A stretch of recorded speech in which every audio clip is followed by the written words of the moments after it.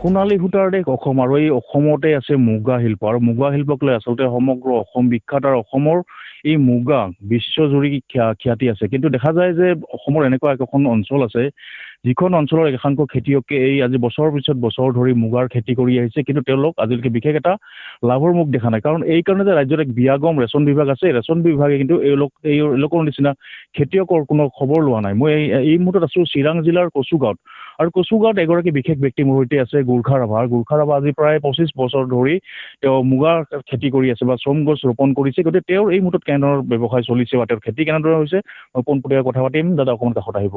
মই চিনাকি কৰাই দিছোঁ, এয়া গুৰ্খা ৰাভা। গুৰ্খা ৰাভা ডাঙৰীয়া আজি প্ৰায় 30 বছৰ ধৰি মুগাৰ শিল্পৰ খেতি কৰি আছে। তেওঁ লেটা উৎপাদন কৰি আছে, কিন্তু দুৰ্ভাগ্যৰ বিষয়টো হ'ল যে বৰ্তমানলৈকে ৰেচন বিভাগৰ গুৰুত্ব নাথাকাৰ কাৰণে এই লেটাসমূহ তৈয়াৰ হোৱাৰ পিছত তেওঁলোকে বিক্ৰী কৰি দিবলগীয়া হৈছে। দাদা আপোনাক এই অনুষ্ঠানৰ মাজত স্বাগতম জনাইছোঁ। প্ৰথমে এটা কথা আপোনাক সুধো, আজি কিমান বছৰ ধৰি এই খেতি কৰি আছে বৰ্তমান? আজি খেতি কৰোঁতে আজি 25 বছৰ হৈ গ'ল। 25 বছৰ হৈ গ'ল। আপুনি বাগিচাখনত সৰ্বমুঠ কিমান জোপা চোম গছ ৰোপণ কৰিছে? 2000 মান হ'ব।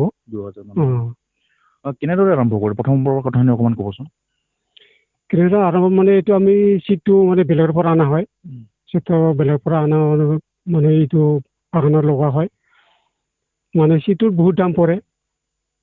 চিটটোৰ মানে যদি ছাকচেছফুল হয় তাহলে আৰু পূৰা কিবা হয়, ভাল হয়। ছাকচেছফুল হ'লে পোৱা যায়, আৰু ছাকচেছফুল নহ'লে এনেই ফেইলিয়ৰ হ'লে আৰু পোৱা নাযায়। এনেকুৱা বস্তু এইটো।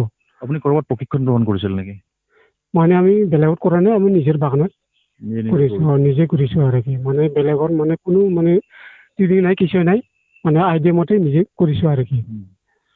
চৰকাৰৰ ফালৰ পৰা কি কি সা সুবিধা পাইছে? চৰকাৰৰ পৰাতো আমি কিছু সা সুবিধা পোৱাই নাই বৰ্তমানলৈকে, মানে সা সুবিধা পোৱাই নাই কৈ এতিয়ালৈকে। এতিয়ালৈকে।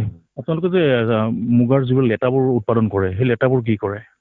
লেটাবোৰ আমি ওই যে বেপাৰী আহে, বেপাৰী বাগানৰ পৰা লৈ যায়, এনেকুৱা দাম ঠিক কৰি মানে লৈ যায়। বৰ্তমান কিমানকৈ বিক্ৰী কৰে? বৰ্তমানটো আমি অলপ আগতে মানে 7 টকা কৰি দিলোঁ। তাৰপাছত এটা লেটাৰ পিচ হিচাপ আৰু কি 7 টকা কৰি দিয়া হ'ল। তাৰপাছত মানে ছিজন লৈ ছিজন, কিছুমান ছিজনত 12 টকা, 15 টকা, 20 টকা এনেকুৱা হয় আৰু কি। আচল মূল্যটো আপোনালোকে নাপায়, এতিয়া মাজত কোনো মধ্যভোগী বা কেনেকুৱা বেপাৰীহে লাভটো খায়? এইটো মানে কি এই যে চেণ্ট্ৰেলত যে এটা মানে ফিক্স ৰেট, এইটো 6 টকা কৰি লৈ যায় চেণ্ট্ৰেলে। তাৰপাছত বেপাৰী যদি লৈ যায়, এইটো মানে আমি বেছিকৈ পোৱা যায় আৰু কি। মানে 15 টকা, 10 টকা এনেকুৱা, মানে 25 টকা এনেকুৱা লৈ যায়। মুগাৰ এই খেতি কৰি আপোনাৰ চোম গছ ৰোপণ কৰি কিছু লাভৰটো মোক দেখিছে? লাভৰ মানে ফলাফল হৈছে কিছুটা, মানে লাভৱান আৰু হ'লেতো হ'ল লাভৱান পূৰা হৈ যায়।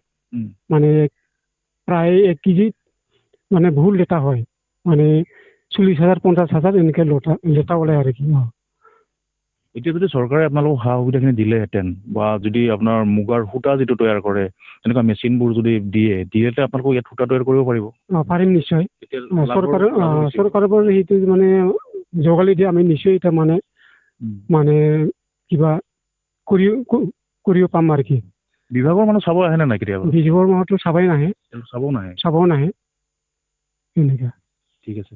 মোৰ এতিয়া আন এগৰাকী খেতিয়ক আছে, মই তেওঁলোকে কথা পাতিম, কিন্তু তাৰ পূৰ্বে এটা কথা উল্লেখ কৰিছোঁ যে বিশেষকৈ ৰাজ্যত বিয়াগম বিভাগ, সেয়া হ'ল ৰেচম বিভাগ। ৰেচম বিভাগৰ আচল দায়িত্ব হ'ল এই ৰাজ্যত চুকে কোণে যিবোৰ ক্ষুদ্ৰ ক্ষুদ্ৰ খেতিয়ক আছে, তেওঁলোকে যিবোৰ মুগা বা এৰী বা পাটৰ যিবোৰ তেওঁলোকে খেতি কৰে, খেতিবোৰ তেওঁলোকে আছে খবৰ ল'ব লাগে, আৰু তাৰ পৰা তেওঁলোকে পোনছাতে সেইবোৰ তেওঁলোকে নিজে ক্ৰয় কৰাৰ ব্যৱস্থা কৰিব লাগে। কিন্তু আটাইতকৈ দুৰ্ভাগ্যজনক কথাটো হ'ল যে তেওঁলোকে নিজে বৰ্তমান খেতিয়কক দিছে মাত্ৰ 6 টকা মূল্য, আৰু সেই একেটা লেটাৰ মূল্য বৰ্তমান গৈ 15 পৰা 12 টকাকৈ অইন ঠাইত বিক্ৰী হৈছে। গতিকে এই ক্ষেত্ৰত চৰকাৰৰ কথা চিন্তা কৰিব লাগিব। আৰু মই এগৰাকী ব্যক্তি আছোঁ, দাদা অকণমান ইফালে আহিব।